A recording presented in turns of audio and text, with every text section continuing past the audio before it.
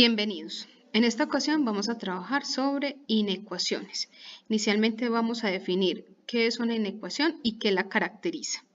Dentro de las inecuaciones vamos a trabajar las inecuaciones lineales, las polinómicas. Dentro de ellas vamos a enfocarnos en dos, las cuadráticas y aquellas que tienen grado mayor o igual a 3, las inecuaciones racionales y las inecuaciones con valor absoluto. Entonces, comencemos inicialmente con la definición de una inecuación. Una inecuación es una desigualdad en la que aparecen una o más incógnitas. Recordemos inicialmente que es una desigualdad. Una desigualdad es una relación de orden que se establece entre dos cantidades. Es decir, una cantidad puede ser mayor que otra, menor que otra, mayor igual o menor igual a otra. A esto es lo que denominamos una desigualdad. Y cuando en esa desigualdad hay una incógnita o algo no conocido, decimos que esa desigualdad es una inecuación. Ahora, la solución de una inecuación consta de todos los valores de un conjunto referencial dado que hacen verdadera la desigualdad.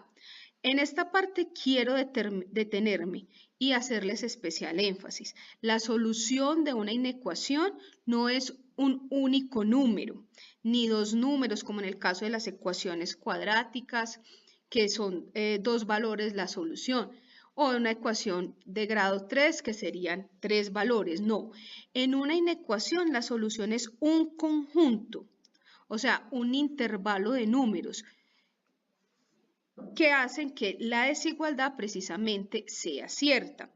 Vamos a mirar cómo se presentan esas soluciones. Entonces, ¿cómo se presentan esos intervalos o conjuntos de números o cómo se leen? Entonces, si vamos a anotar por medio de conjuntos, esta nos está diciendo que la solución de determinada inecuación es los números que sean mayores que A y menores que B, o sea, los números que estén entre A y B sin tocar ni a A ni a B. Cuando tenemos paréntesis quiere decir que no estamos incluyendo en la respuesta ni a A ni a B. Ahora, en esta otra, ¿qué estamos diciendo? Que son los números mayores o iguales a A, mayores o iguales a A y menores o iguales a B. En este caso, si estamos incluyendo A y B, entonces notamos por medio de corchetes, no con paréntesis como en el anterior, sino con corchetes. Y miren también las gráficas. En la primera, entonces, se hace con paréntesis entre A y B, y en la segunda con corchete entre A y B. En este caso, entonces vamos a mirar otras formas de determinar esos intervalos. Antes de proseguir, el primero lo llamamos un intervalo abierto porque no están incluidos ni A ni B. Y en el segundo es un intervalo cerrado porque están incluidos A y B, o sea, ellos están incluidos en la respuesta. Estos dos que vamos a mirar son intervalos semiabiertos, están abierto en un lado y cerrado en el otro. Entonces, en conjuntos decimos que son los números o las X que sean mayores o iguales a A y menores que B, sin incluir a B. Entonces cerramos en A con corchete y dejamos abierto en B con paréntesis, lo mismo en la recta. En este caso, entonces vamos a mirar este intervalo, serían los X que sean mayores que A y menores o iguales que B, o sea, incluye a B, o sea, cerramos en B, dejamos abierto en A.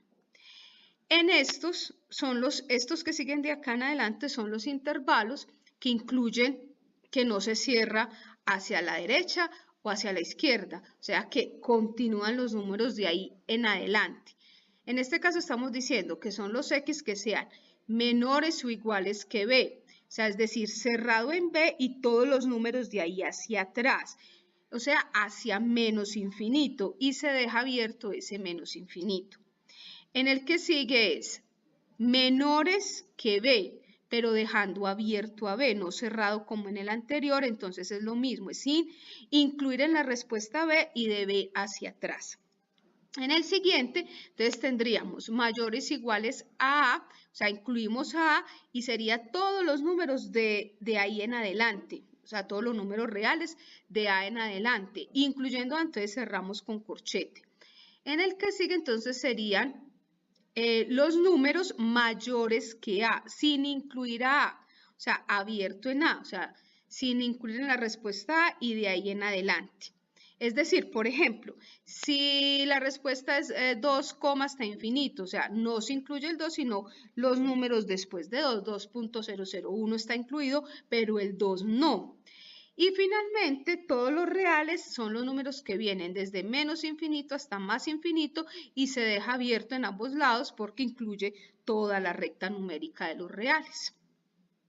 Muy bien, nuestro primer ejemplo corresponde a esta inecuación y esta inecuación es de tipo lineal. ¿Por qué lo sabemos? Porque en el denominador no encontramos la incógnita y además porque el grado de la x es 1.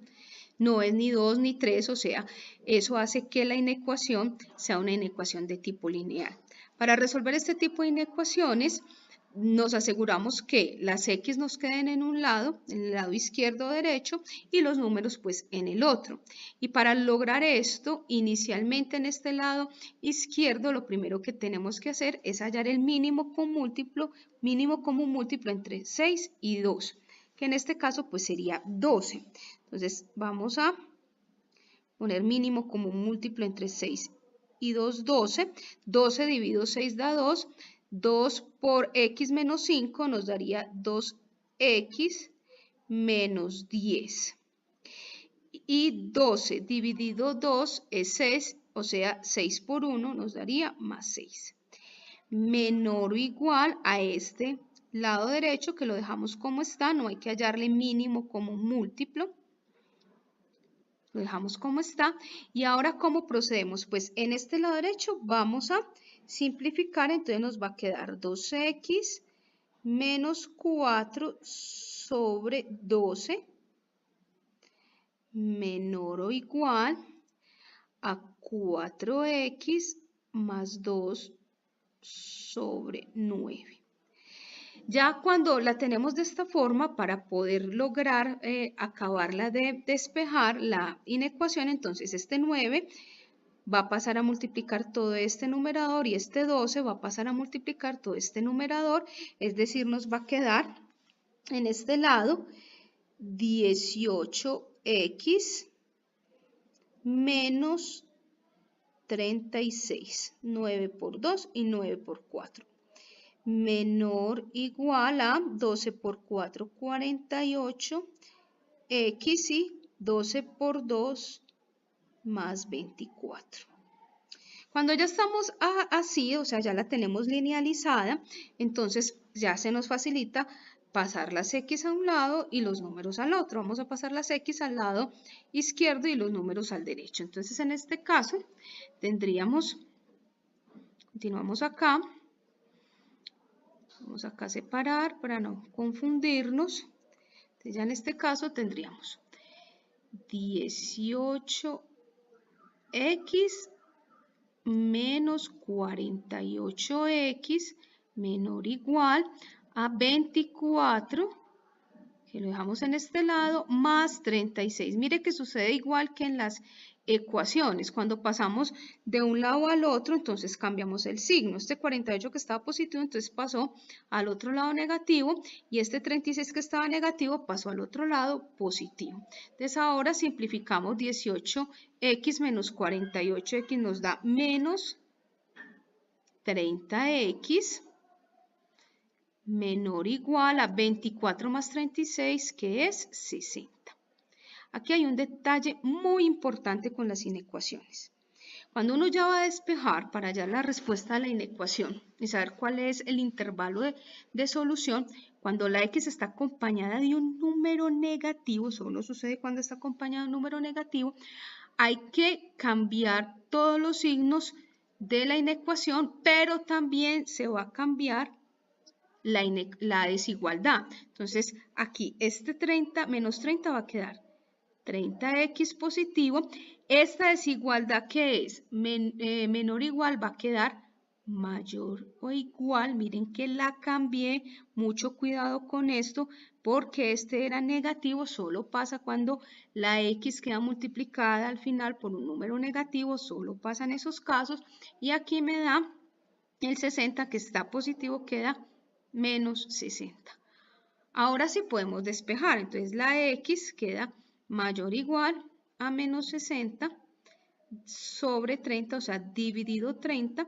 Finalmente, entonces, la inecuación tiene la siguiente respuesta: X mayores o iguales a menos 2.